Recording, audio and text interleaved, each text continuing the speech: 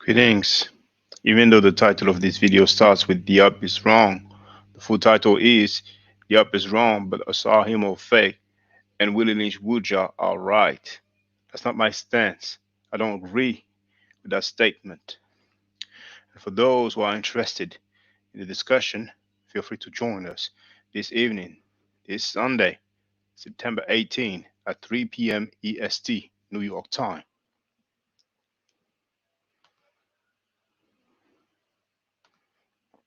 We're never going to get anywhere because this argument has been had since for over 50 years. Now we've narrowed it down to the meaning of the place name Kemet, but in the larger context, these arguments as a package have been ongoing for 50 years at the very least. You know, in the sense that we see them today.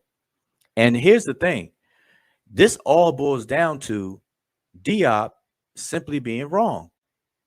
And what I notice is that people don't even address whether Diop is wrong or right anymore.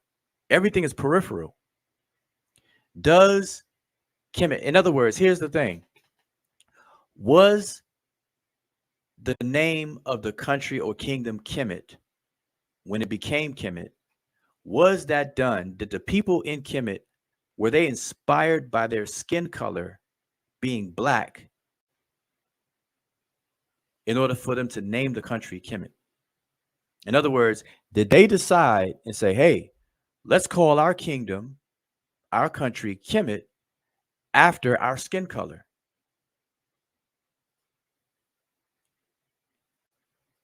And that's one. And then two, the word Kemetiu, meaning black people. Those are the two things, the two arguments.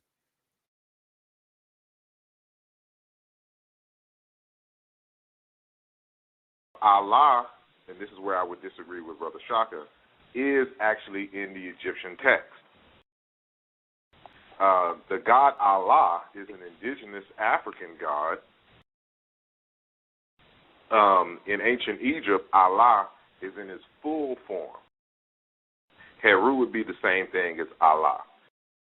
These Hebrews, come from and who they are specifically, because based upon my research, these are African people. And this is how we know that the Hebrews, first of all, you got to understand that Hebrew is an African language. In the Ogun book, I go into the linguistics to demonstrate, as we just talked about, how Ogun is Cain and how Abel is the pastoralist in this thing, but how Abel relates to the word Fulani.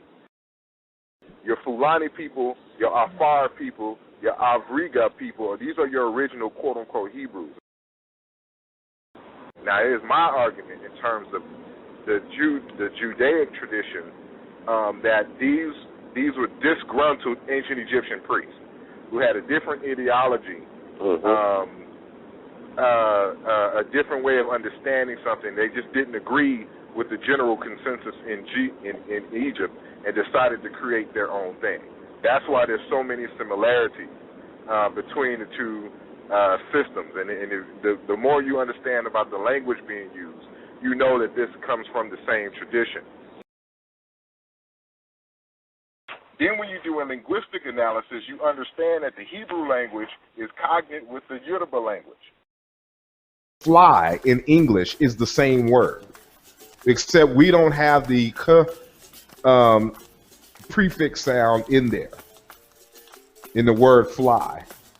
And so the word, the phoneme R is now L in English, and the P sound is F, in English.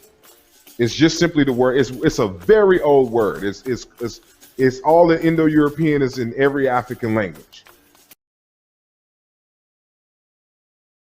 What I'm telling you is that the Hebrews existed in North Africa, in Egypt. They existed in Somalia. They exist in Senegal. They exist in Mauritania. They exist. They even exist Minoa and Minoa Creek. You can read Dr. Yosef Ben Levi's article on the Hyksos. and he provides some very good information on who the Hyksos were. But as far as black is concerned, I wouldn't deem them black folks.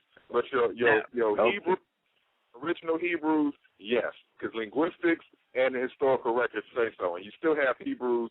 Fulanis are black as hell. The Afar are still black as hell. Your Abororos are still black as hell. Between a law in linguistics and a law, for example, physics, is that with a law. Are you a physicist? Do you study physics, for example? I do study physics and I study science. And so, okay. Have you studied linguistics formally? Yes, I have. Okay. Not only that, but he hasn't done a reconstruction for Middle Egyptian. I understand. And I'm saying that is an incorrect and it's not a very good order of operations. So you're going to. I don't see a reconstruction of Yoruba in your work or Akan. How would I reconstruct Yoruba and it's spoken right now? How does that make any sense to you? Cambone is not in conversation with the authors of the text. It's not like he is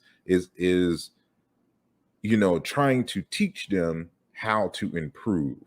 It's like he's at the overall tone of the text is like he's at a barbershop and he's just shooting the ish with some friends and on how he don't like so and so and how this text is bullshit, basically.